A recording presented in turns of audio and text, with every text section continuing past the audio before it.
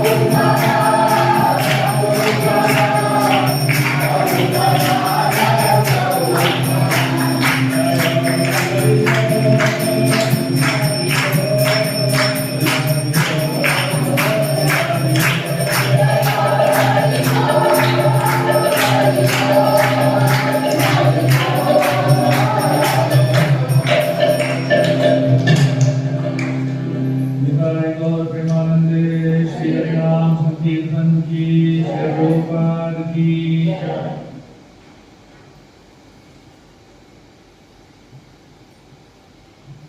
नमो भगवते वासुदेवाय।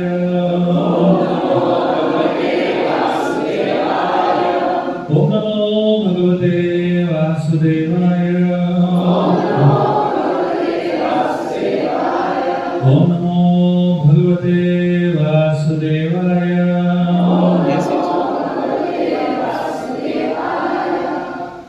ओम ज्ञानतिमिरन्धस्य ज्ञानञ्जनशलाकया चक्षुरुन्मिलितं येन तस्मै श्रीगुरवे नमः। श्रीचैतन्यमनोभीष्टं स्थापितं येन भूतले सर्वभूतमय्यं ददाति स्वपदान्तिकं। वन्देऽहं श्रीगुरुं श्रीयुतापदकमलं श्रीगुरुं वैष्णवांश्च श्रीरूपं सागरनाथं सहगणमृतं तं सजीवं साद्वैतं सावधूतं परिजनसहितं कृष्णचैतन्यदेवं श्रीराधा कृष्णपदां सहगणमृतं श्रीशाखान्वितं हे कृष्ण करुणा सिन्धु दीनबन्धो जगत्पते गोपेश गोपिकान्त राधाकान्त नमस्ते। तप्तकाञ्चन गौराङ्गी राधे वृन्दावनेश्वरी वृषभानुसुते देवी प्रणमामि हरिप्रिये। वंशाकल्पतरुभ्यश्च कृपासिन्धुभ्येव च पतितानां पावनेभ्यो वैष्णवेभ्यो नमो नमः। जय श्री कृष्ण चैतन्य प्रभु नित्यानंद श्री अद्वैत गदाधर श्रीवासादि गौर भक्तवृंद। हरे कृष्ण कृष्ण कृष्ण हरे हरे हरे राम राम राम हरे हरे। हरे कृष्ण। सभी का आज के सत्संग कार्यक्रम में स्वागत है। आज हम बलराम जयंती और कृष्ण जन्माष्टमी के बीच में है, तो ये त्योहार का माहौल है और सभी लोग काफ़ी उत्सुकता और उल्लास में रहते हैं। तो आज मैंने सोचा कि हम थोड़ा कृष्ण कथा कर ले और भगवान कृष्ण की महाभारत की लीलाओं के ऊपर मनन करें।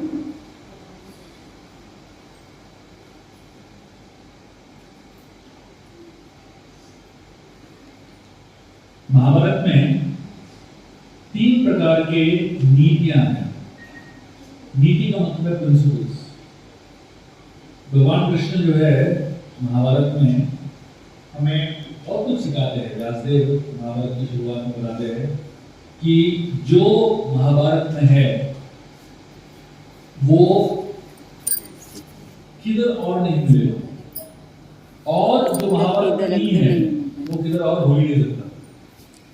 तो मतलब उनका क्या कॉन्फिडेंस है, देखिए महाभारत की शुरुआत में ही बोल रहे हैं। तो मतलब वो राइटर व्यासदेव का क्या कॉन्फिडेंस होगा कि इसमें इतना ज्ञान आपको मिलने वाला है कि आपको और किधर जाने की जरूरत ही नहीं है प्रैक्टिकली। तो कोई पूछेगा कि ज्योग्राफी है क्या महाभारत में, फिजिक्स है क्या महाभारत में, डिटेल्स में नहीं जाने का, प्रिंसिपल्स के बारे में बता रहे हैं। जो सिद्धांत, जो प्रिंसिपल्स आपको जीवन जीने के लिए चाहिए, सब कुछ यहाँ पे है। तो हाल ही में मैं पिछले 1 साल से महाभारत के ऊपर मैं काफ़ी रिसर्च कर रहा हूँ और मैं आपको बता नहीं सकता हूँ कि इसमें कितना खजाना है। मैंने अभी फ़िलहाल एक किताब लिखा है महाभारत के ऊपर। आप लोग में से अधिकांश लोग जानते होंगे कि मैंने रामायण के ऊपर 6 किताब लिखा है। Ramayana the game of life पूरा एक सीरीज़ है, पूरे रामायण को विस्तारित रूप में। वैसे ही मैं महाभारत के ऊपर प्रयास करने वाला हूँ किताब लिखने की। लेकिन महाभारत तो एक समंदर है। रामायण में 24,000 वर्सेस थे, महाभारत में 1 लाख श्लोक है। तब सोचिए 4 गुना बड़ा है रामायण से। तो मुझे रामायण लिखने में 8 साल लग गए प्रैक्टिकली, तो महाभारत लिखने में पता नहीं कितना साल लगने वाले हैं। लेकिन एटलीस्ट कम से कम 20 तो किताब निकलेगा महाभारत के ऊपर, मेरे अनुभव से, मेरे अनुमान से एटलीस्ट। तो ये पहला किताब आया है और वो भी मैंने कृष्ण के ऊपर लिखा है, क्योंकि महाभारत का जो केंद्र है भगवान कृष्ण ही है। और इस किताब के ऊपर से मैं थोड़ा सा आपको एक छोटा सा झलक भगवान कृष्ण की महाभारत की लीला के ऊपर करने वाला हूँ और उसके बाद अंत में बताऊंगा कि किताब में क्या है। तो महाभारत में जैसे मैंने कहा था कि 3 प्रकार की नीतियाँ हैं। नीति का मतलब है प्रिंसिपल्स, या मतलब जीवन जीने का सोच। तो पहला नीति महाभारत में आता है, उसको बृहस्पति नीति बोलते हैं, जो युधिष्ठिर महाराज उनके खुद के जीवन में पालन करते थे।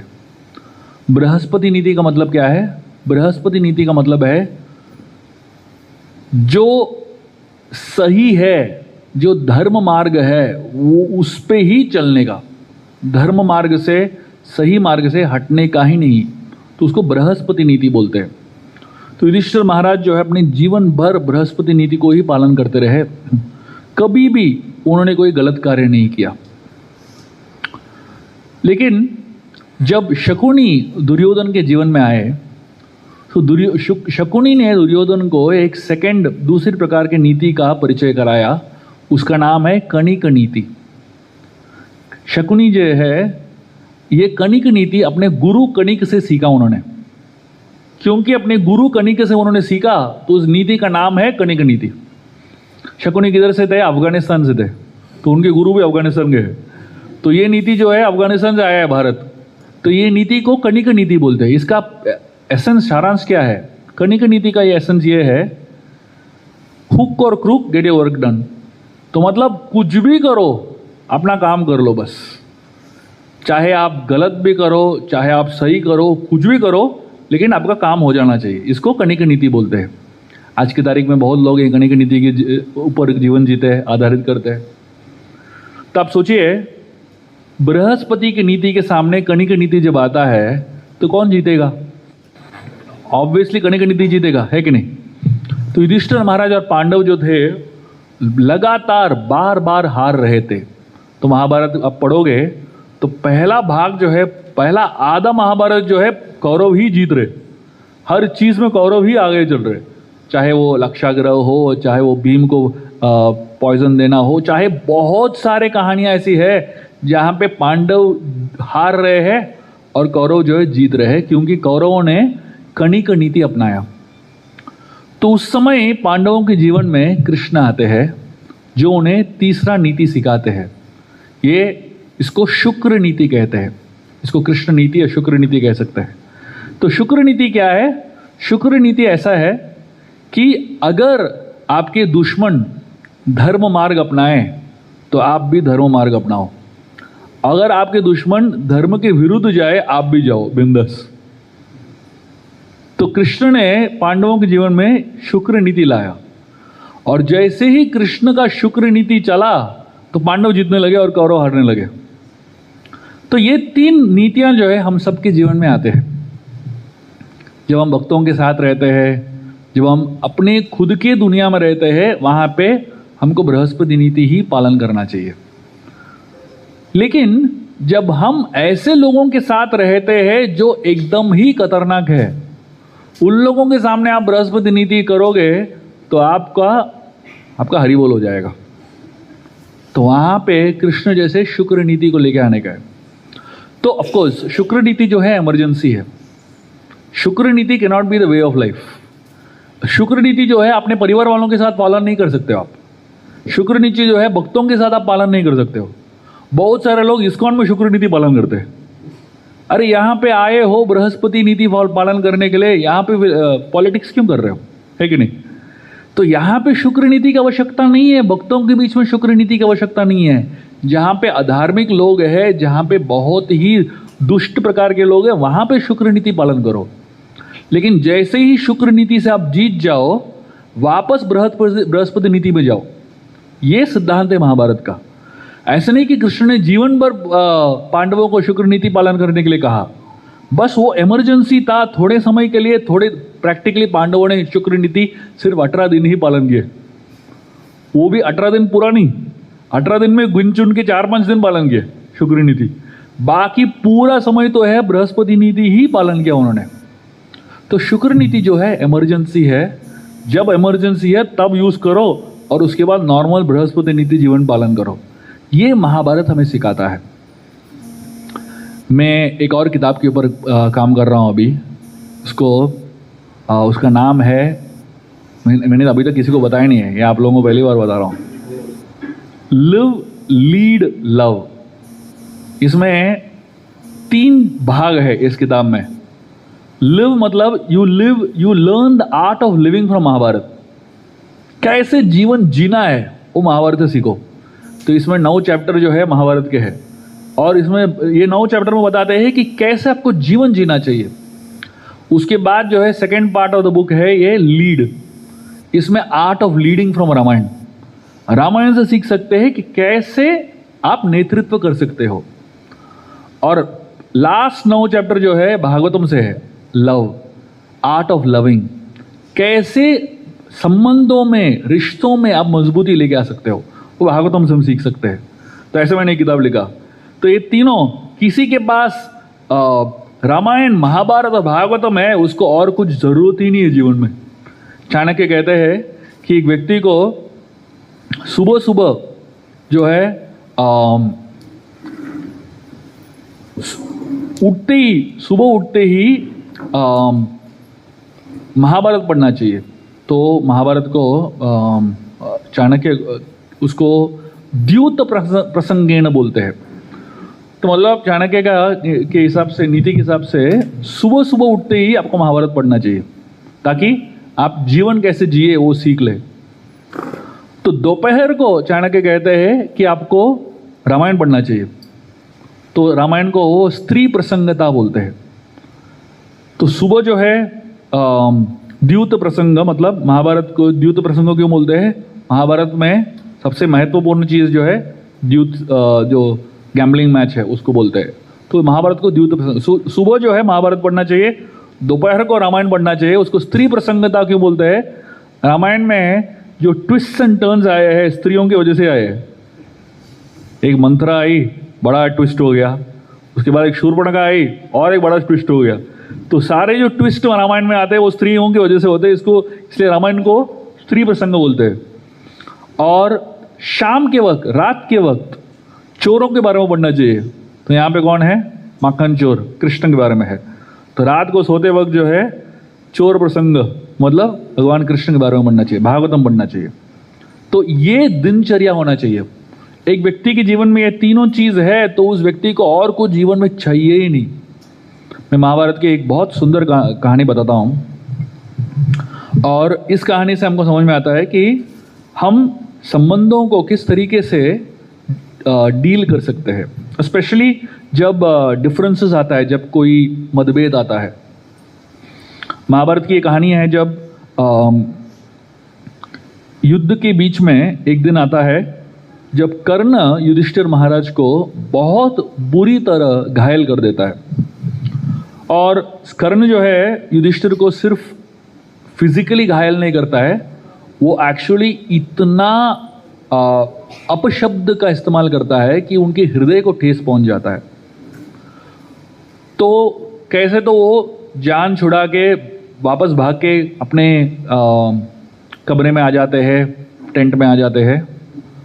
थोड़े समय के बाद जो है अर्जुन को पता चलता है कि युधिष्ठिर घायल हो गए हैं।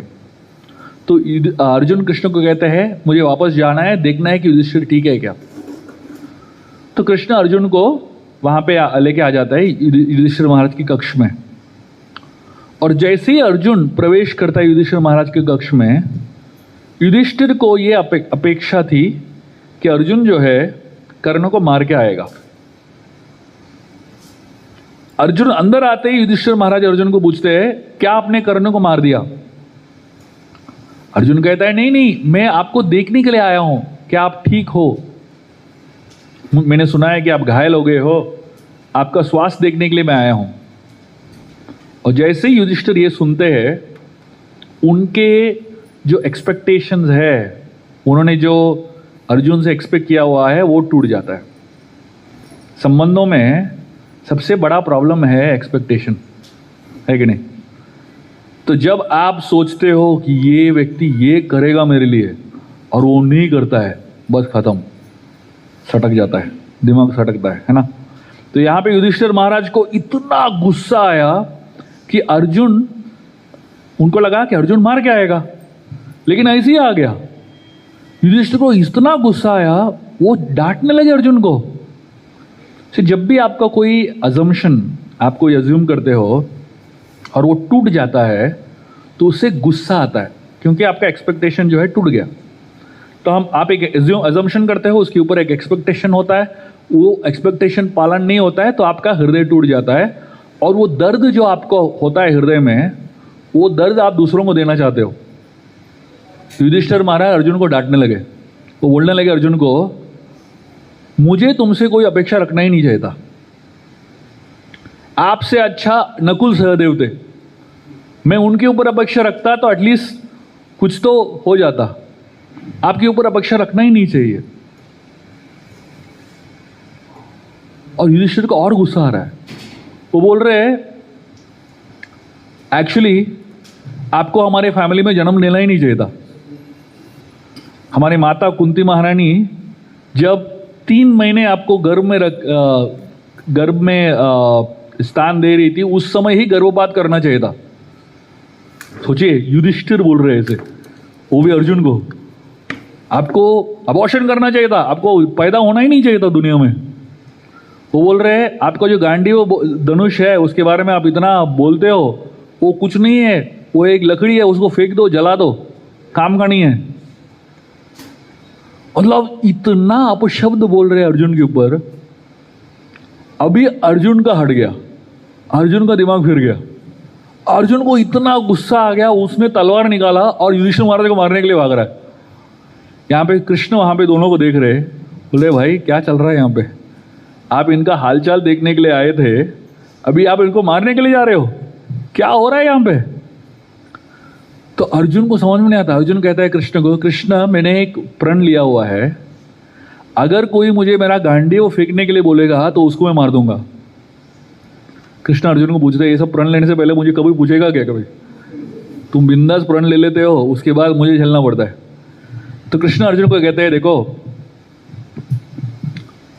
आपको जो आपने प्रण लिया है कि अगर किसी ने गांडीव फेंकने के लिए बोला उसको मारना है, तो आपको युधिष्ठिर को मारना है ना। तो अर्जुन ने कहा मारना ही पड़ेगा, मैंने प्रण लिया है।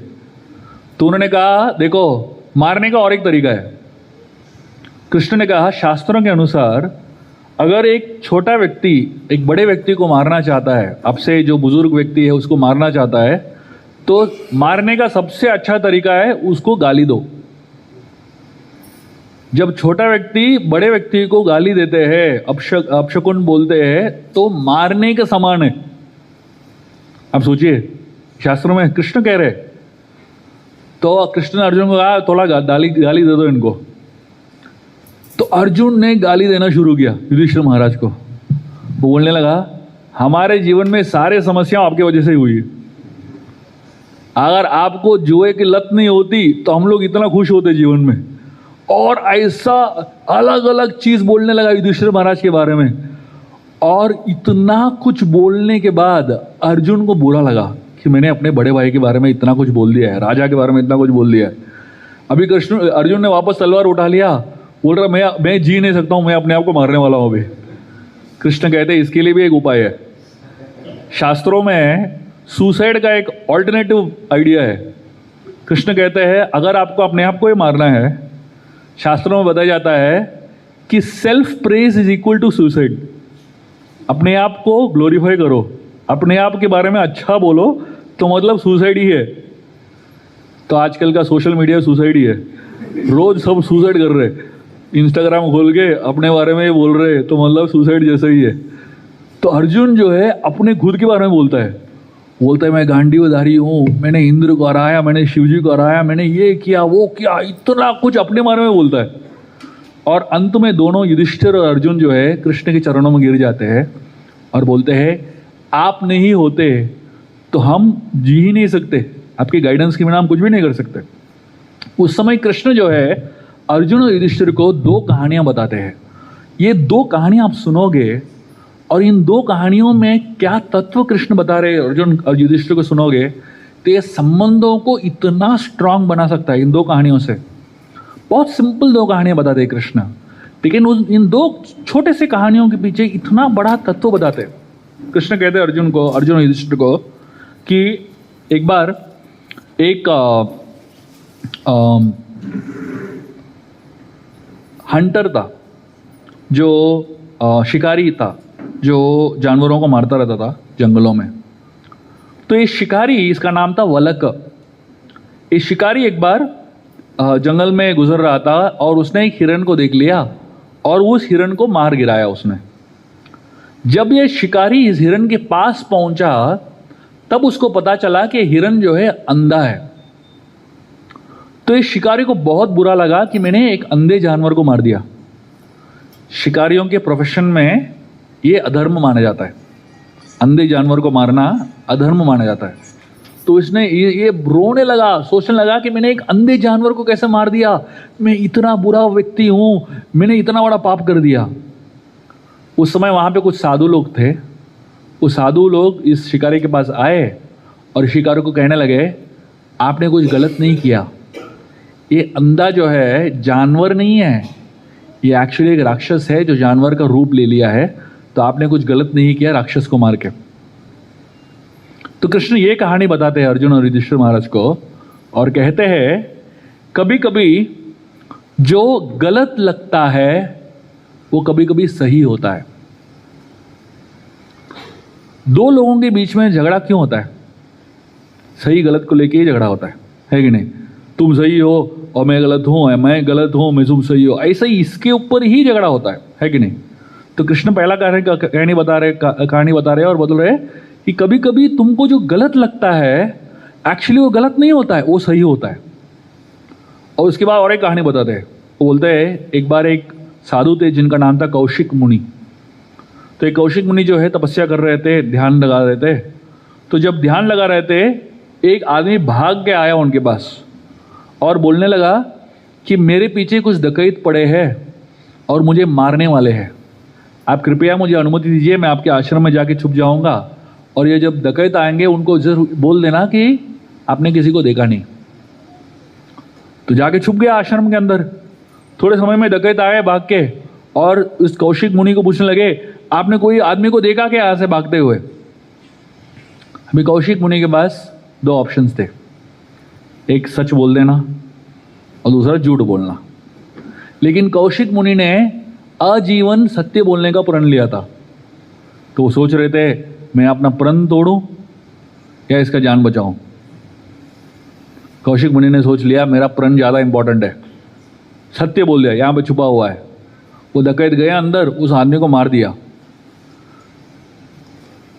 कृष्ण ये कहानी बताते हुए कहते हैं कभी कभी आपको लगता है कि आप सही बोल रहे हो और सही कर रहे हो, लेकिन एक्चुअली आप गलत कर रहे हो।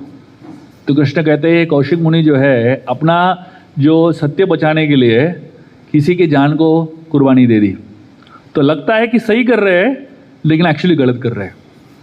तो जीवन में ये सही गलत जो है ना एक बहुत बड़ा कॉम्प्लिकेटेड चीज़ होता है।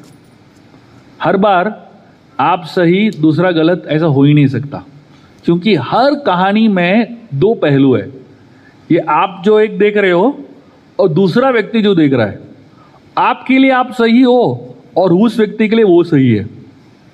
इसलिए एक बार राधानाथ महाराज जी के पास दो लोग आए और दोनों जो है झगड़ा कर रहे हैं, दोनों बड़े लोग, बड़े सीनियर डिवोटीज झगड़ा कर रहे हैं। और इस झगड़े को सुलझाने के लिए राधानाथ महाराज के पास आए। राधानाथ महाराज ने दोनों का सुन लिया और उन्होंने एक स्टेटमेंट कहा, बहुत ही सुंदर स्टेटमेंट कहा। उन्होंने क्या कहा? उन्होंने कहा spiritual life is beyond being right and wrong. Spiritual life is beyond being right and wrong.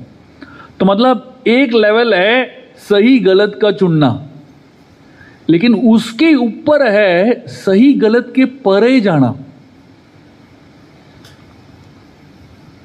जीवन में दो सही हो सकता है और दो गलत हो सकता है, और बहुत सारे सही भी हो सकते हैं, बहुत सारे गलत भी हो सकते हैं, है कि नहीं? ऐसा नहीं कि मैं सही हूं तो आपको गलत ही होना है। मैं सही हूं, आप भी सही हो सकते हो, और मैं गलत हूं, आप भी गलत हो सकते हो, है कि नहीं? तो जब हम सही गलत के बीच में अटक जाते हैं ना, तो संबंधों को हम लोग बहुत ही हानि पहुंचाते हैं। तो कृष्ण ने एक, अब देखिए इस छोटे से कहानी को देखिए महाभारत के, इस कहानी में कितने सारे चीजें हैं, कितने सारे तत्व है कि नहीं? इस छोटे से कहानी में कितना सारा सत्य छुपा हुआ है। महाभारत में ऐसे अनगिनत कहानियां हैं। हर कोने में एक ऐसी कहानी है जिसमें आपको एक अलग ही दृष्टिकोण मिलेगा जीवन का। इस तरीके से जब हम महाभारत को पढ़ते हैं और महाभारत को समझते हैं और भगवान कृष्ण की जो लीला है महाभारत में उसको समझने की कोशिश करते हैं, तब जाके हमको पता चलता है कि भगवान कृष्ण कौन है। भगवान में दो प्रकार के गुण हैं। एक है ही इज वेरी स्वीट। भगवान जो है बहुत ही मधुर व्यक्ति है। तो स्वीटनेस जो है एक गुण है भगवान का। और दूसरा भगवान का गुण है ही इज ग्रेट, बहुत ही महान है। सो कृष्ण जो है स्वीट भी है और ग्रेट भी है। हम सब लोग जो है या तो स्वीट हो सकते हैं या तो ग्रेट हो सकते हैं। जो स्वीट है वो ग्रेट नहीं है, और जो ग्रेट है वो स्वीट नहीं है कि नहीं? तो आप जब दफ्तर जाते हो वहां पे आप ग्रेट हो सकते हो, लेकिन स्वीट भी हो सकते हो क्या? बिल्कुल नहीं, खा जाएंगे लोग आपको। आप घर में स्वीट हो सकते हो, आप ग्रेट हो सकते हो क्या? घर में खा जाएंगे आपको। तो मतलब हम सबको दोनों अलग अलग प्रकार का रोल्स करना है, और भगवान भी अलग अलग प्रकार के रोल्स करते हैं। और भगवान जब अलग अलग प्रकार की लीलाएं करते हैं, अलग अलग प्रकार के लोगों के हृदय जीतने के लिए वो सब लीलाएं होती है। और शायद ही एक व्यक्ति है जो दोनों ग्रेट और स्वीट साथ में हो सकते हैं, वो है कृष्ण। मैं आपको महाभारत की दो बहुत ही सुंदर कहानियां बताऊंगा जिसमें आपको भगवान कृष्ण की ग्रेटनेस और स्वीटनेस साथ में दिखेगा। भगवान कृष्ण जो है महाभारत के युद्ध की शुरुआत में शंख बज जाता है, और दोनों साइड्स के जो सेनाएं हैं तैयार हो जाते हैं आक्रमण के लिए। शंख बज गया, ढोल बज रहे हैं, इतना बहुत ज़्यादा आवाज़ हो रहा है। अभी रणभूमि में आपको कम आवाज़ नहीं रहेगा, बहुत ज़्यादा आवाज़ रहता है। उस रणभूमि में एक दिन पहले तक एक पक्षियों का परिवार रह रहा था उस रणभूमि में, और वो रणभूमि जो था खाली मैदान था एक दिन पहले तक, और वहां पे जानवर रहते थे, पक्षियां रहती थी, वो मतलब खाली जगह पड़ा हुआ था। तो ये पक्षियों ने अपना घोंसला बनाया था कुरुक्षेत्र की भूमि के ऊपर, और अगले दिन जो इन पक्षियों ने अंडा दिया हुआ था तो उस अंडे को देखभाल कर रहे थे। अगले दिन सुबह जब उठे, इतनी विशाल सेना दोनों तरफ है, और ये पक्षियों का जो घोंसला है बीच में, और ये दोनों जो मेल और फीमेल पक्षियां थी बहुत ही बौखला गई। इतना आवाज और इतना घमासान युद्ध का माहौल हो गया था, तो ये दोनों डर गए, और इनके पास उन अंडों को लेके जाने का कोई जगह भी नहीं था और शक्ति भी नहीं था इतने बड़े अंडों को लेके जाने का। तो बहुत परेशान हो गए, और सब मनुष्यों के पास जा जाके चिल्ला चिल्ला के बोलने लगे। अभी मनुष्यों को पक्षियों का आवाज़ किधर सुनाई देगा, और पक्षियों का जो बातचीत है वो किधर समझ में आएगा, है कि नहीं? तो किसी को कुछ भी समझ में नहीं आ रहा था, पक्षी ऐसे घूम रहे थे।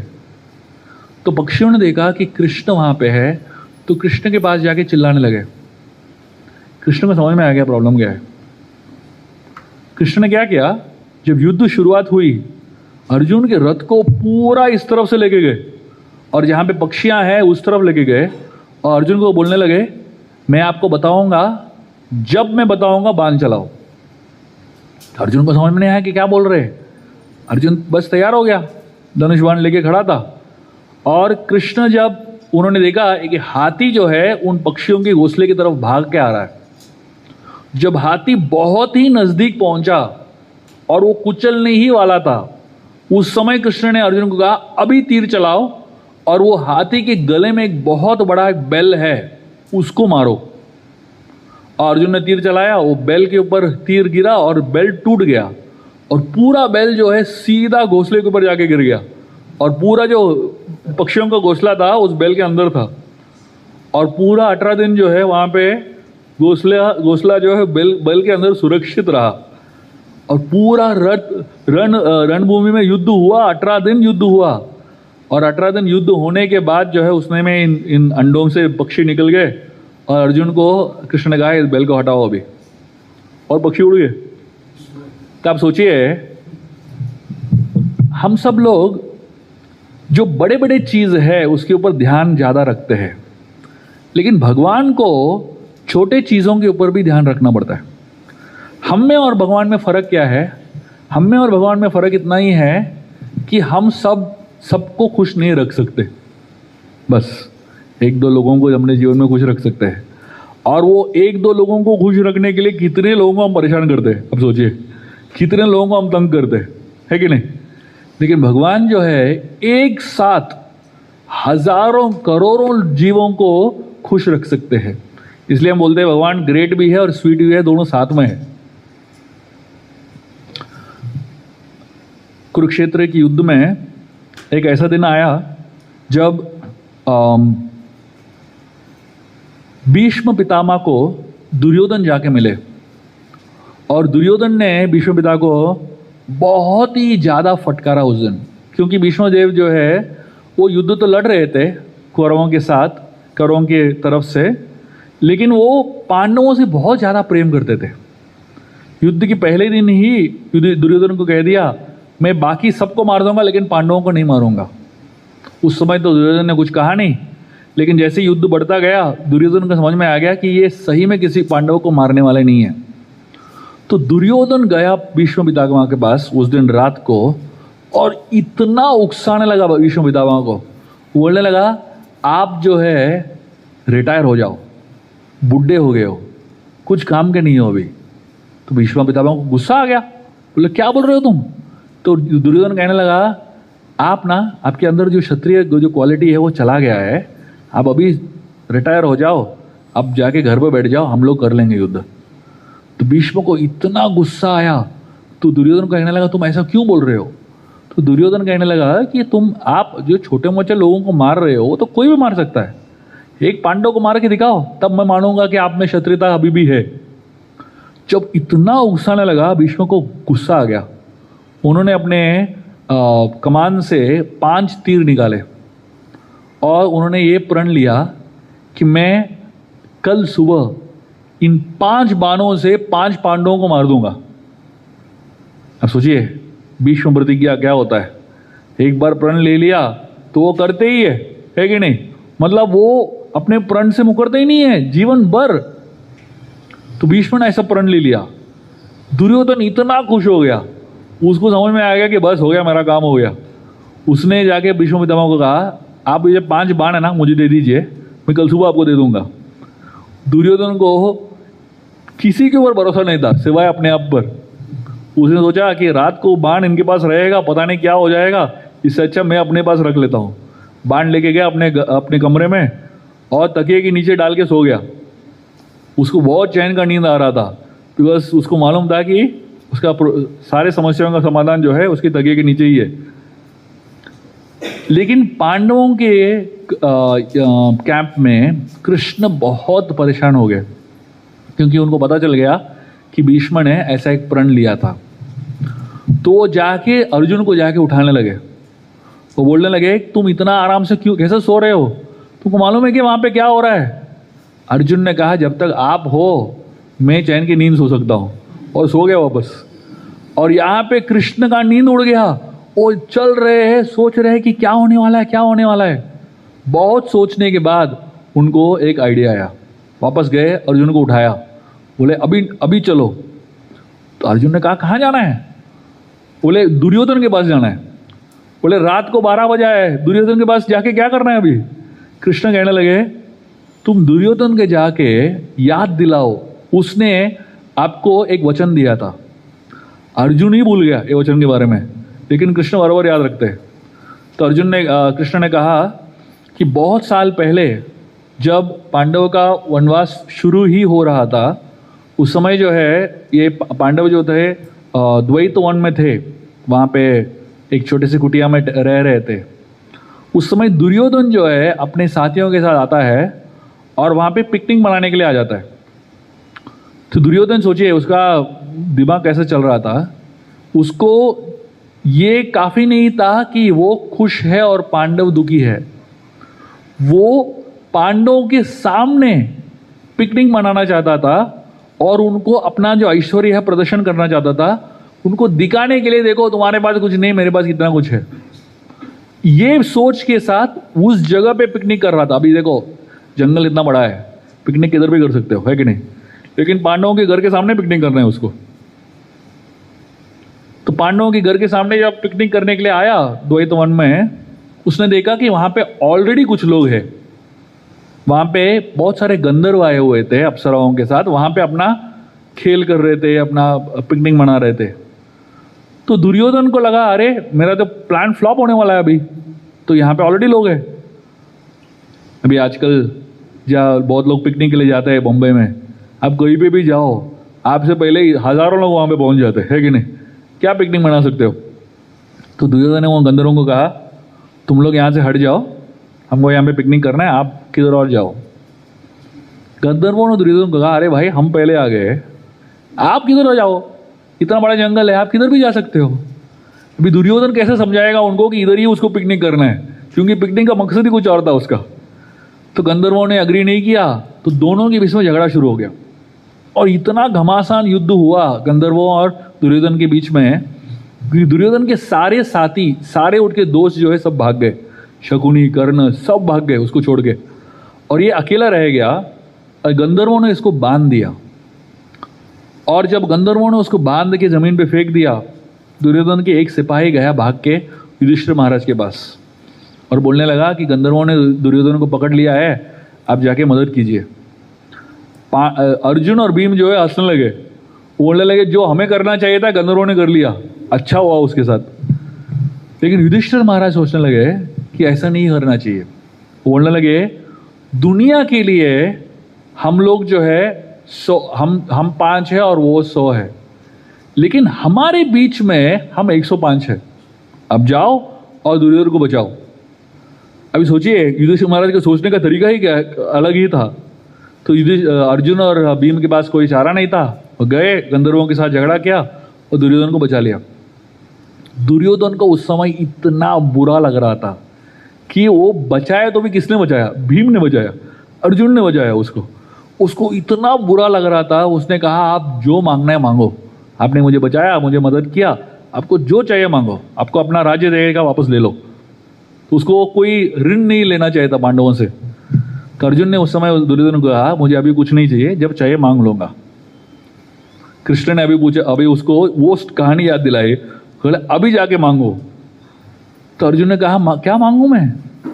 कृष्ण ने उसको समझाया और भेज दिया। और बीच रात में अर्जुन पहुंच गया दुर्योधन के कक्ष में, और दुर्योधन अर्जुन को पूछने लगा अरे भाई अभी क्यों आए हो, क्या चाहिए तुम्हें? अर्जुन ने कहा आपको याद है बहुत साल पहले आपने मुझे एक प्रण दिया था, आप मैं जो मांगूंगा दे देंगे। दुर्योधन ने कहा बिल्कुल याद है, क्या चाहिए आपको, राज्य चाहिए क्या वापस? अर्जुन ने कहा राज्य नहीं चाहिए। दुर्योधन ने कहा क्या चाहिए तुमको? वो 5 बाण दे दो मुझे। दुर्योधन को बिल्कुल समझ में आया कि इसको कैसा पता चला कि वो ही 5 बाण है उसके पास। तो उसके बाद अर्जुन ने कहा हमारे पास कृष्ण है। तो एक बड़ा फैक्टर जो है वो दुर्योधन भूल गया। जब अर्जुन और दुर्योधन जो है कृष्ण के पास गए साथ में, और कृष्ण ने उनको चॉइस दिया, अब चुनो, या तो मुझे चुनो, मैं अस्त्र शस्त्र के साथ बिल्कुल भाग नहीं लूंगा लेकिन रहूंगा आपके साथ, या मेरी नारायणी सेना चुनो। तो दुर्योधन ने, उसको डर लग रहा था कि अर्जुन क्या चुनेगा। हम जाके वो कहानी देखेंगे, कृष्ण सोए हुए थे उनके कक्ष में, और उनके पूरे शरीर में एक कंबल ओढ़ा हुआ था, पीताम्बरी कंबल जो था वो ओढ़ा हुआ था, पूरा एक ब्लैंकेट ओढ़ा हुआ था, और चमकता हुआ ब्लैंकेट था वो। और जब दुर्योधन अंदर आया कमरे में, वो देख रहा था कृष्ण सो रहे हैं और पूरे शरीर पे सर तक ढका हुआ है पीताम्बरी, वो जो उनका धोती का जो कलर है वही कलर का कंबल ओढ़ा होता। तो दुर्योधन को लगा सो रहे हैं तो मैं जाकर थोड़ा बैठ जाता हूँ, और भगवान कृष्ण के सर के पास वो बैठ गया दुर्योधन। आचार्य कहते हैं वो जो कंबल जो भगवान ने ओढ़ा हुआ था वो साधारण कंबल नहीं था, साधारण चादर नहीं था, वो माया का चादर था।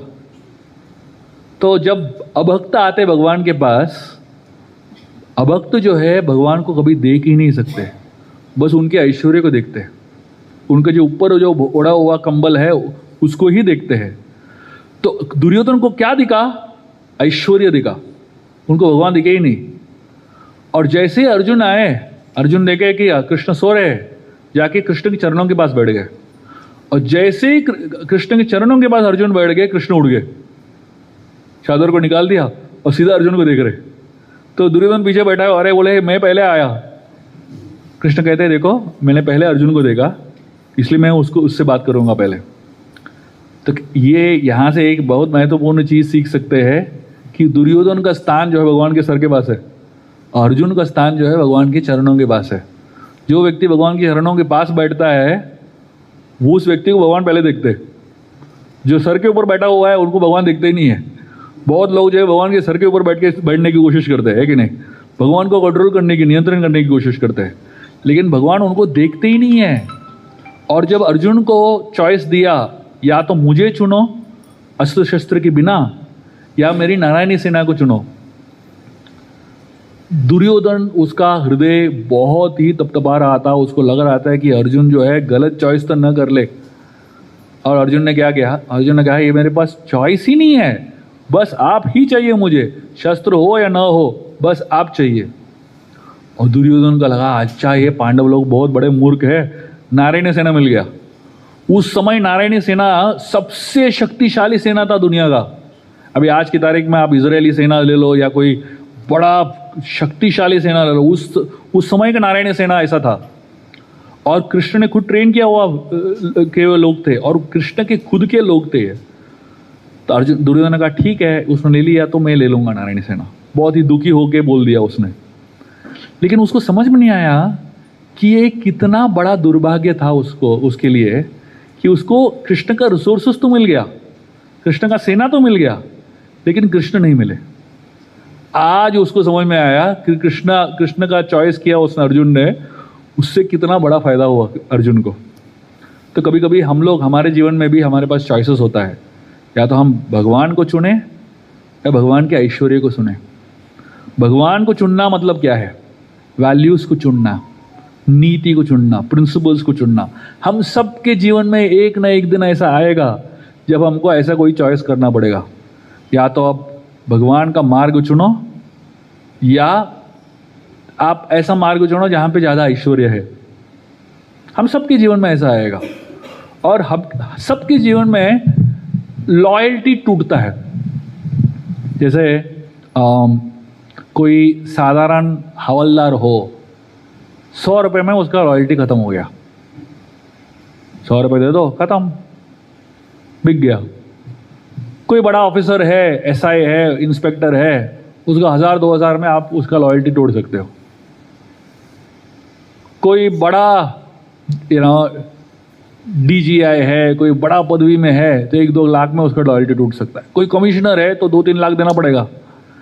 तो मतलब हर व्यक्ति का कभी न कभी कोई लेवल है जहां पे लॉयल्टी टूटता है। किसी का 1 करोड़ में होगा, किसी का 10 करोड़ में होगा, तो कभी ना कभी होगा कि आपका लॉयल्टी टूट गया, बस हो गया। लेकिन जब हम भगवान का सहारा लेते हैं, भगवान को चुनते हैं, हम सबको ऐसा एक स्थिति आएगा हमारे जीवन में जब हमारे लॉयल्टी का टेस्ट होगा। उस समय आप किसको चुनते हो उसके ऊपर निर्भर होता है कि भगवान कृष्ण जो है आपके जीवन में कितना तीव्रता से आपके जीवन में आते हैं। जन्माष्टमी का त्यौहार है ये, वसुदेव और देवकी, उन्होंने एक चॉइस किया था, उनके पास भी चॉइस था, भगवान को चुने या अधर्म का मार्ग को चुने। तो देवकी और वसुदेव ने सोच लिया कि बस उनको भगवान को ही चुनना है। और भगवान को चुनना का मतलब क्या है? आप सोचिए, वसुदेव देवकी जो है बेड़ियों में थे, उनका हाथ पैर बंधा हुआ था, जो जेल था वो बंद था, इतने सारे जो सैनिक थे उनका उनका उनका रक्षा कर रहे थे। तो इस सब के बीच में भगवान कृष्ण उनके जीवन में आते हैं और कहते हैं मुझे वृंदावन लेके जाओ, गोकुल लेके जाओ। फिर वसुदेव सोच रहे हैं अरे हम बेड़ियों से जकड़े हुए हैं, कैसे गोकुल लेके जाए? लेकिन कृष्ण ने कहा है गोकुल लेके जाओ। वसुदेव ने क्या किया? बस उठा लिया कृष्ण को। जैसे ही वसुदेव ने कृष्ण को उठा लिया, उनके हाथ से बेड़ियां निकल गई, उनसे उनके पैर की बेड़ियां निकल गई, दरवाजा खुल गया और सारे सैनिक सो गए। कहने के तात्पर्य क्या है कि हमको पहले भगवान को उठाना है, उसके बाद मिरेकल दिखेगा आपके जीवन में। बहुत लोग क्या सोचते हैं, पहले आप कुछ मिरेकल दिखाओ, 1-2 हफ्ता माला करते हैं और आके बोलते हैं प्रभु जी कुछ नहीं हो रहा है। लोगों को पहले मैजिक चाहिए, उसके बाद कृष्ण को चुनेंगे अगर मैजिक अच्छा लगा तो। ऐसा नहीं चलता है भक्ति में। भक्ति में बिल्कुल ऐसा नहीं चलता है। पहले आपको अनुभव नहीं होगा, पहले आपको श्रद्धा दिखाना पड़ेगा। इसलिए कृष्ण गीता में कहते हैं अहम सर्वस्व प्रभो मत सर्वम प्रवर्तते इति मत्वा भजन्ते मां मूढ़ भाव समन्वितः। ये मूढ़ भाव समन्वितः का मतलब क्या होता है? मूढ़ मतलब बुद्धि, भाव मतलब इमोशंस, समन्वितः मतलब दोनों साथ में। जब हम भक्ति करते हैं, बुद्धि और भावना दोनों साथ में होनी चाहिए। समन्वितः मतलब दोनों साथ में जब रहेगा तभी हम भक्ति कर पाएंगे। तो बहुत लोग जो है अपना दिमाग लगाते हैं, पहले बोलते हैं पहले हमको कुछ मैजिक दिखाओ तब विश्वास जागेगा। लेकिन भक्ति में ऐसा कभी होता नहीं है। अदौ श्रद्धा, पहले थोड़ा विश्वास दिखाना पड़ता है, तब पहले जब विश्वास दिखाते हैं उसके बाद उस विश्वास से जब आप भजन क्रिया करते हैं, भजन करने लगते हैं, उसके बाद जो है थोड़ा सा हमको अनुभव होने लगता है। तब जाके हमको भगवान का, अभी अर्जुन को अनुभव कब हुआ?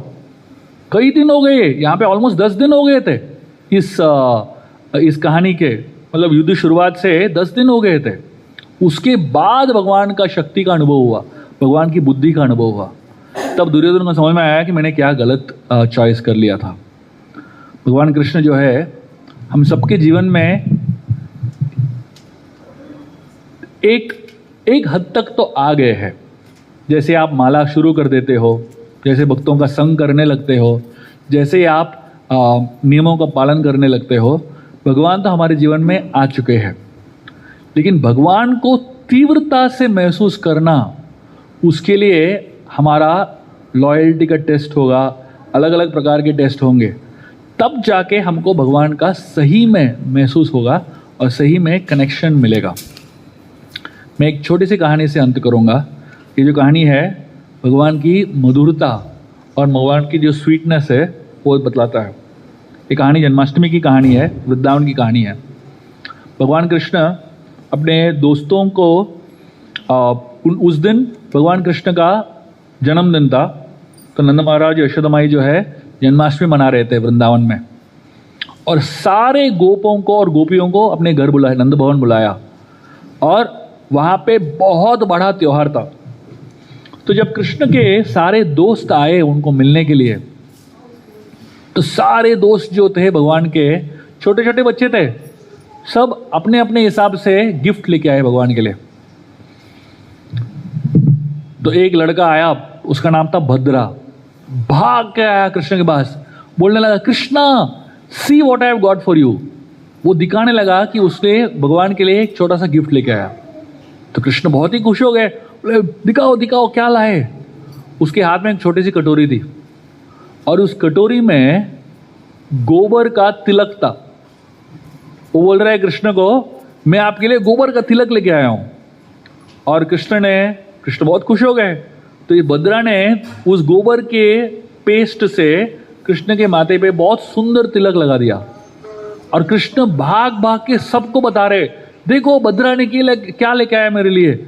और इतने खुश हो गए, तिलक लगा दिया। अब सोचिए, किसी ने आपके सर पे तिलक लगाया तो आप इतना खुश हो जाएंगे क्या, और उसको इतना बड़ा गिफ्ट समझेंगे? बिल्कुल नहीं, हमको लगता ही नहीं है कि गिफ्ट है, लेकिन भगवान के लिए तो बहुत बड़ा गिफ्ट है। एक और लड़का आया, तोके उसका नाम था। वो भाग के आया, कृष्ण के पास बोलने लगा, मैं देखो मैं क्या आपके लिए क्या लेके आया हूँ। और उसने कृष्ण को एक फूल दिया, छोटा सा फूल था, लेकिन वो 3 रंग का फूल था। कृष्ण वो फूल को देखा, वो इतने खुश हो गए, वो नाचने लगे, गाने लगे, बोले तो क्या लेके आया, देखो देखो, सबको दिखाने लगे। भाई 3 रंग का फूल में क्या बड़ी बात है कि नहीं? हम तो इतना सारा फूल देख लेते हैं, हमको कुछ फर्क दिखता है क्या? कोई हमको बुके भी दे देता है, साइड में रख देते हैं हम लोग, है कि नहीं? हम ज़्यादा सोचते नहीं हैं इनके बारे में, क्योंकि हम हृदय को देखते नहीं है। भगवान जो है चीज़ को देखते नहीं है, वो जिस हृदय से, भावना से लेके उसको देखते हैं। तो और एक लड़का है लेके आया, एक छोटा सा मोर का पंख लेके आया। तो कृष्ण इतने खुश हो गए, और सारे जो उनके दोस्त थे छोटे छोटे ऐसे गिफ्ट लेके आ रहे थे, और सब गिफ्ट को लेके भगवान इतने प्रसन्न हो गए और इतने खुश हो गए। अभी भगवान कृष्ण अपने माता पिता को बोलने लगे, मुझे मेरे दोस्तों को कुछ देना है, रिटर्न गिफ्ट। तो नंद महाराज को मालूम था कि ऐसा होगा, तो पूरे साल जो है वो प्रिपेयर कर रहे थे इस दिन के लिए कि कृष्ण मुझे मांगेंगे, मुझे रिटर्न गिफ्ट देना है अपने दोस्तों को। पूरे साल नंद महाराज ने बहुत सारे चीजें इकट्ठा किया। बहुत गहरा इस समुद्र से एक बहुत बड़ा शंख लेके आए, पश्चिम से एक बहुत ही सुंदर शॉल लेके आए। ऐसे अलग अलग प्रकार के बहुत ही कीमती चीजें इकट्ठी की, एक पूरा कमरा भरा हुआ था उन चीजों से। तो नंद महाराज ने वो कमरा खोल दिया, कृष्ण को कहा इनमें से कुछ भी दे दो अपने दोस्तों को। तो कृष्ण गए उस कमरे में और सारे चीज़ों को देखने लगे, और उन चीज़ों को उनके दोस्तों ने जो गिफ्ट दिया हुआ छोटा मोटा, उससे तुलना करने लगे और रोने लगे। बोलने लगे ये सब अच्छा ही नहीं है देने के लिए, मुझे कुछ अच्छा गिफ्ट चाहिए मेरे दोस्तों को देने के लिए। नंद महाराज यशोदा सोचने लगा, भाई इससे अच्छा क्या होगा देने के लिए, इतने कीमती चीज़ें हैं और इतने नायाब चीज़ें हैं, ये अच्छा नहीं है बोल रहे कृष्ण। और कृष्ण रोने लगे। जन्माष्टमी के दिन कृष्ण रो रहे हैं। नंद महाराज को बहुत बुरा लग रहा था कि अभी कैसे इनको सांत्वना दे। उतने में बलराम जी आ गए। बलराम जी का रोल है, वो गुरु है। सारे समस्याओं का समाधान करना जो है बलराम का रोल है। और बलराम का सबसे महत्वपूर्ण रोल है गुरु और कृष्ण को जोड़ना, शिष्य और कृष्ण को जोड़ना। ये बलराम का बहुत महत्वपूर्ण रोल है। तो बलराम समझ गए कि नंद महाराज यशोदा माई जो है बहुत परेशान है और कृष्ण को समझ नहीं पा रहे और कृष्ण उनको समझ नहीं पा रहे। तो बलराम बीच में आके उन्होंने कृष्ण को एक सवाल पूछा। जैसे ही भगवान को वो सवाल पूछा, भगवान सोचने लगे। बलराम ने क्या सवाल पूछा? उनको पूछा कृष्ण को, Krishna what do you have that your friends don't have? मतलब आपके पास क्या है जो आपके दोस्तों के पास नहीं है? तो कृष्ण सोचने लगे, मेरे पास क्या है जो मेरे दोस्तों के पास नहीं है? तो थोड़ा सोचने के बाद उनको समझ में आ गया। भाग के गए, भद्रा को आलिंगन किया और आलिंगन करते हुए भद्रा को कहा, भद्रा आई एम योर्स। अपने आप को ही दे दिया उस दोस्त को। तो उनके दोस्तों के पास क्या है? उनके पास क्या है जो दोस्तों के पास नहीं है? वो खुद। तो कृष्ण ने उनके दोस्तों को क्या दिया? खुद को ही दे दिया। हर दोस्त को जाके आलिंगन किया और उसका नाम लिया और बोलने लगे मैं तुम्हारा हूं। हर बच्चे को आलिंगन किया और बस इतना ही बोला कि मैं तुम्हारा हूं। आप सोचिए, अगर भगवान ने आपको आलिंगन किया और अपने आप को ही दे दिया तो आपको और कुछ जरूरत है क्या? इस दुनिया की आईफोन्स की जरूरत है, कार्स की जरूरत है, घर की जरूरत है, और कुछ की जरूरत है क्या? भगवान ही मिल गए तो और कुछ ज़रूरत है ही नहीं, है कि नहीं? तो इस जन्माष्टमी में आइए हम इस मनन के साथ और इस सोच के साथ हम इस जन्माष्टमी को मनाएं कि हमें इस दुनिया में और कुछ चाहिए ही नहीं। भगवान को प्रसन्न करना है, और भगवान को प्रसन्न करने के लिए कोई बड़ा कॉम्प्लिकेटेड चीज़ देने की ज़रूरत नहीं है। बस एक फूल दे दिए तो खुश हो जाते हैं। थोड़ा सा प्रेम देना है, बस। वो प्रेम के ही भूखे हैं। आइए हम इस जन्माष्टमी को बहुत ही प्रेम के साथ, बहुत ही आनंद के साथ और ये मनन करते हुए बिताए कि कैसे हम भगवान को प्रसन्न कर सकते हैं और उनके हृदय को हम छू सकते हैं। भगवान के हृदय को छूना बहुत बड़ी बात नहीं है, लेकिन सबसे साधारण और सबसे सरल चीज़ है भक्तों को प्रेम करो, भक्तों का आदर करो, भक्तों का सत्कार करो। बस ये करने से भगवान खुश हो जाएंगे। हम भगवान को प्रसन्न करें न करें, बस भक्तों को खुश करें, भक्तों को प्रसन्न करें, भक्तों को बहुत आदरपूर्वक उनकी सेवा करें। उससे हम भगवान, उस एटीट्यूड से भगवान जो है बहुत ही प्रसन्न हो जाएंगे। और एक दिन ऐसा आएगा जब हमको आलिंगन करेंगे और भगवान कृष्ण कहेंगे कि मैं तुम्हारा हूँ। और जिस दिन ऐसा हुआ बस हमारा जीवन सार्थक हो गया, है कि नहीं? आइए इस विचार के साथ हम 5 मिनट कीर्तन करें और भगवान का स्मरण करते हुए, भगवान के नाम लेते हुए थोड़ा सा प्रार्थना पूर्वक हम कीर्तन करने की कोशिश करेंगे। हरे कृष्णा। किसी को कोई प्रश्न है उससे पहले, कीर्तन करने से पहले? Any questions, any doubts?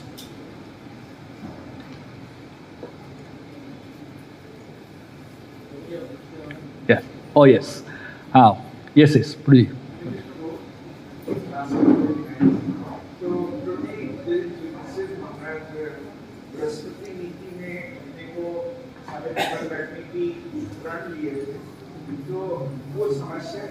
कैसे आया कि वो अर्जुन के ऊपर हमेशा करने लगे, और ये एक नीति की विपरीत दिख रहा था।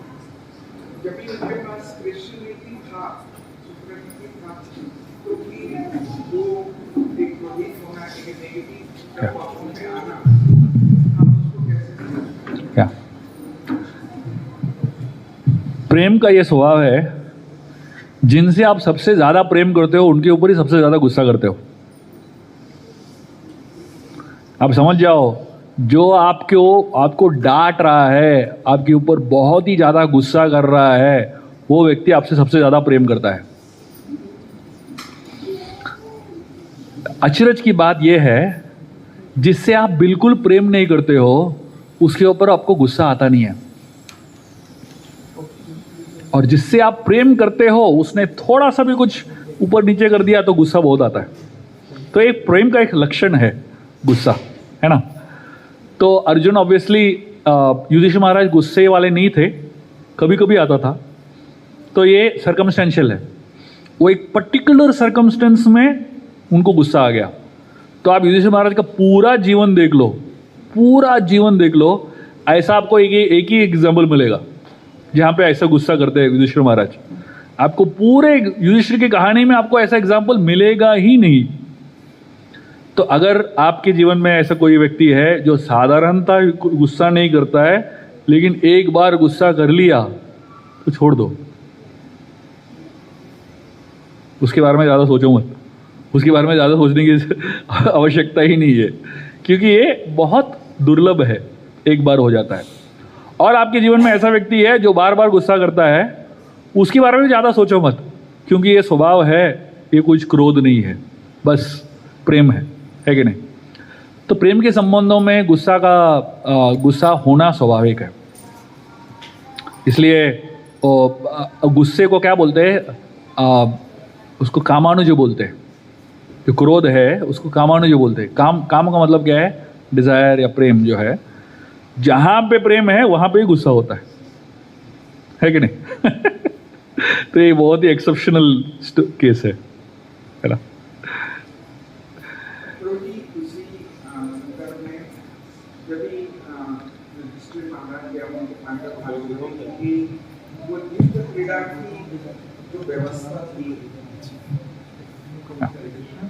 तो ये उसी संदर्भ में है कि महाराज ने बृहस्पति नीति को जीवन में आचरण करने के लिए सब पूरी महाभारत या श्रीमद् भागवत गीता या जो भी हमारे शास्त्र पांडव लोगों का जो प्रशंसा करता है उनकी धर्म नीति के ऊपर ही प्रशंसा करता है, वो तो सत्य है। बट फिर भी ये युद्ध क्रीड़ा उनके जीवन में बहुत सारे नेगेटिव फ्रेमवर्क ले आया और अर्जुन भाई उनको बोला भी कि आपके वजह से ये हुआ है।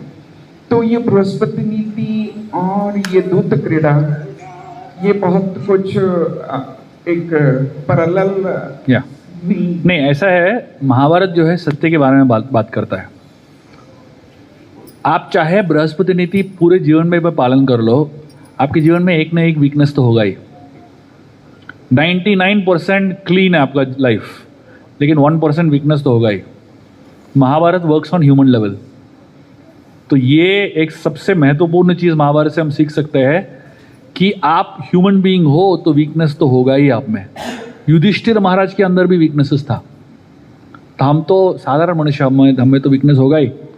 लेकिन वीकनेस होने के बावजूद भी कृष्ण ने उनको तिरस्कार नहीं किया, उनको छोड़ा नहीं, उनको और एक चांस दिया। तो मतलब क्या है, तो ये तो महाभारत से ऑफकोर्स बहुत सारे चीज़ इसके ऊपर चर्चा कर सकते हैं। मैं कभी तो एक पूरा लेक्चर ही युधिष्ठिर महाराज की गैम्बलिंग मैच के ऊपर ही हम लोग कर सकते हैं, एक लेक्चर कभी तो। लेकिन कहने का तात्पर्य यह है कि वीकनेसेस मनुष्यों में होना ये कोई गलत बात नहीं है, ये तो होगा ही। लेकिन उस वीकनेस के साथ जो प्रॉब्लम्स आता है वो भी आपको आएगा ही। युधिष्ठिर महाराज के पास एक वीकनेस था, उससे इतना समस्या उनके जीवन में, तो उससे हम सीख सकते हैं बेसिकली।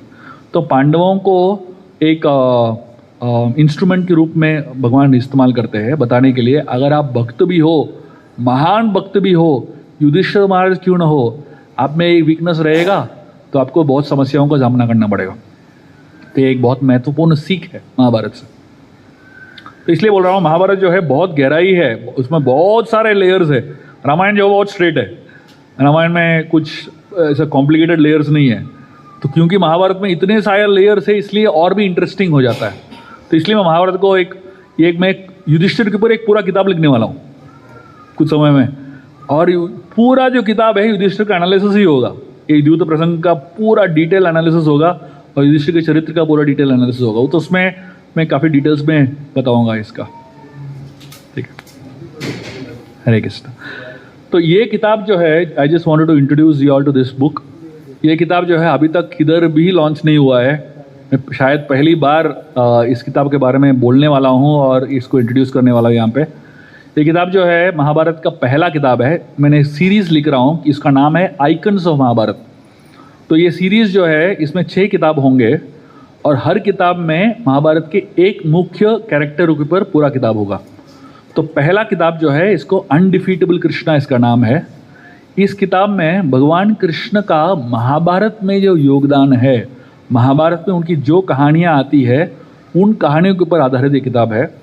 तो इस किताब में 2 भाग है।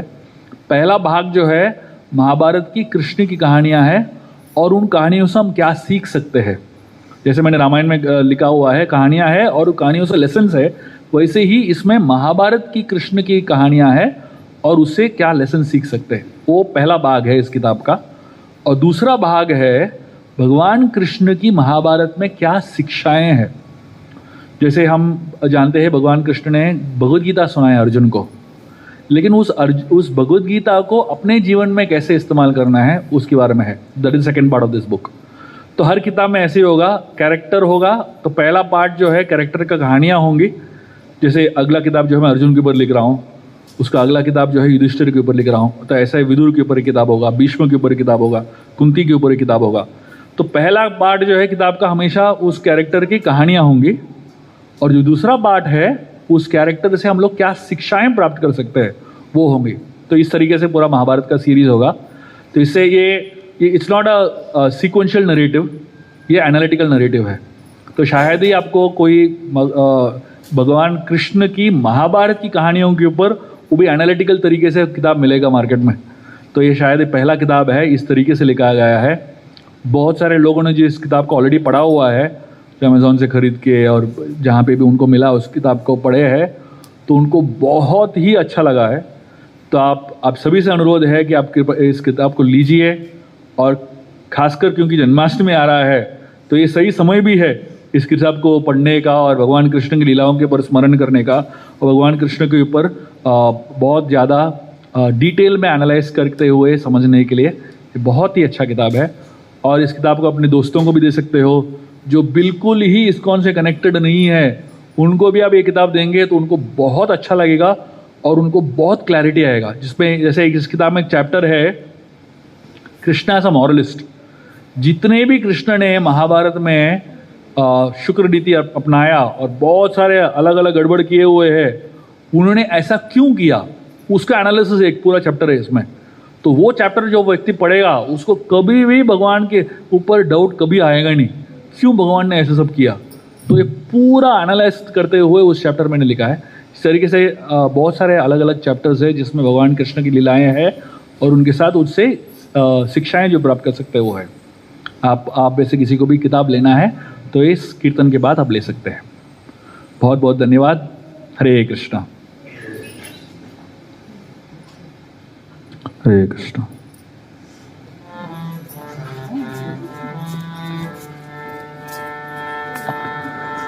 हरे कृष्णा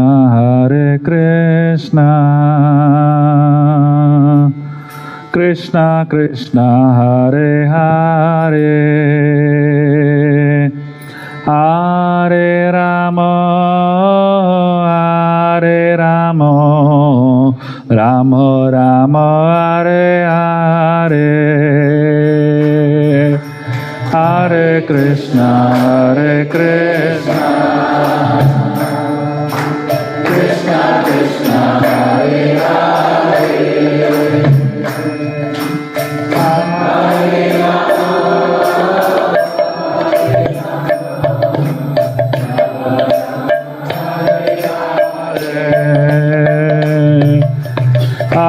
हरे कृष्णा कृष्णा कृष्णा हरे हरे, हरे राम राम राम हरे हरे, हरे कृष्णा कृष्णा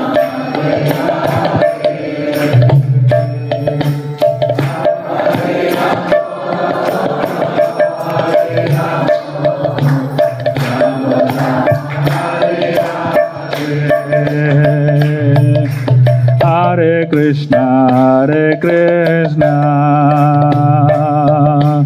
कृष्णा कृष्णा हरे हरे, हरे राम राम राम हरे हरे,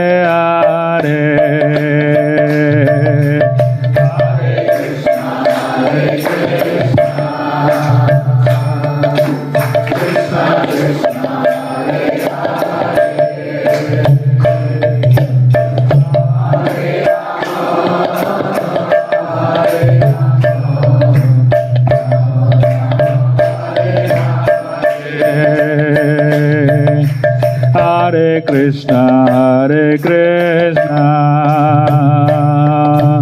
कृष्णा कृष्णा हरे हरे, हरे Ram Ram Ram Hare Hare,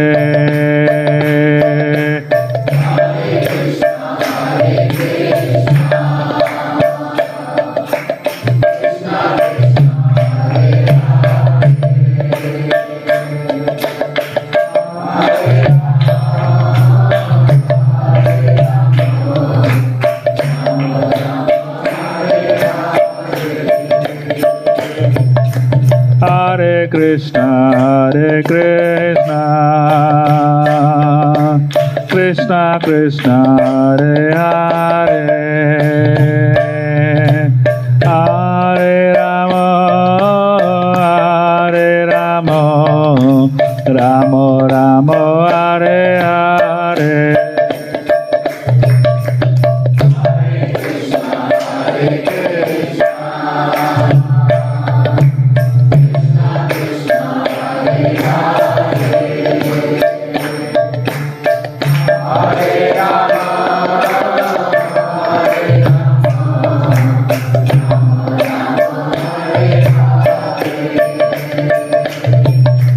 Hare Krishna,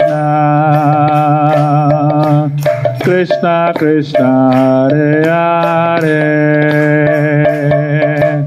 Hare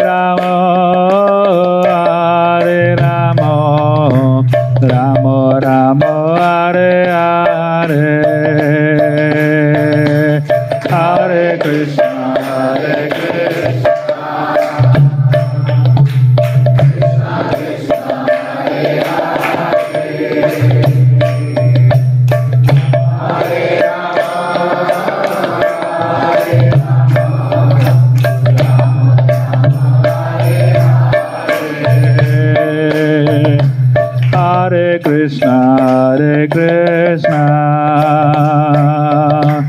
Krishna Krishna, Hare Hare, Hare Rama, Rama Rama, Hare Hare, Hare Krishna,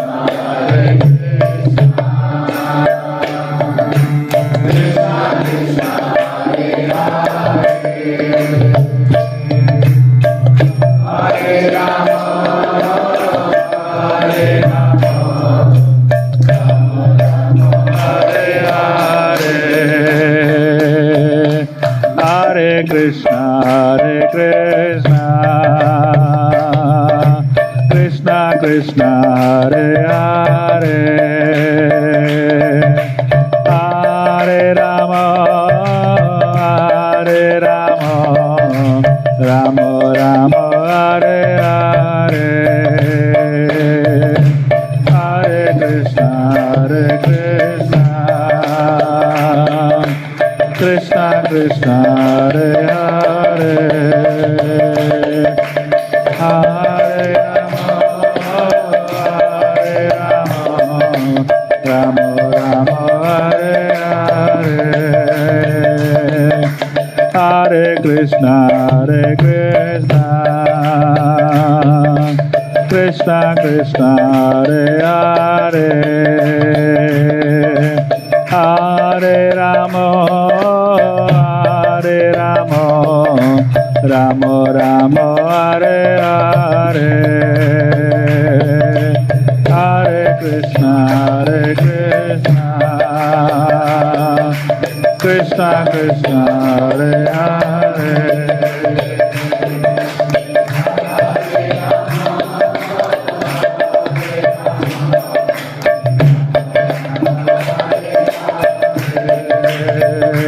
Hare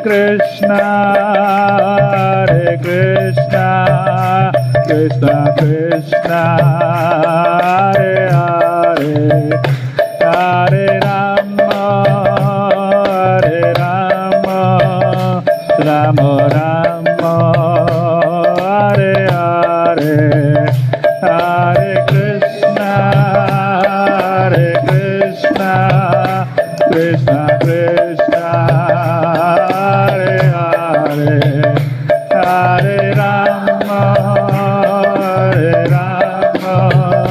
Rama Rama, Hare Hare, Hare Krishna, Krishna Krishna, Hare Hare, Hare Rama,